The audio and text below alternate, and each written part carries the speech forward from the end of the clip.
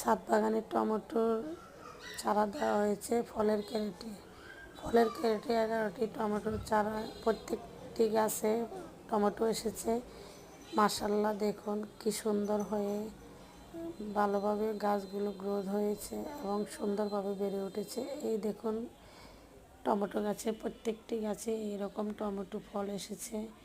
তো মাশাআল্লাহ, ফল দেখলে কার না ভালো লাগে। এভাবে ছাদ বাগানে গাছ লাগালে মোটামুটি একটি ফ্যামিলির চাহিদা পূরণ হয়। তাই আপনারা চাইলে ছাদ বাগানে আমার মতো এই ক্যারেটে টমেটো চাষ করতে পারেন। দেখুন ছোট্ট একটি বালতিতে টমেটো চারা দেওয়া হয়েছে, সেটা তো কি সুন্দর মাশাআল্লাহ টমেটো এসেছে। এই হলো ছাদ বাগানের ক্যারেটে টমেটো চাষ।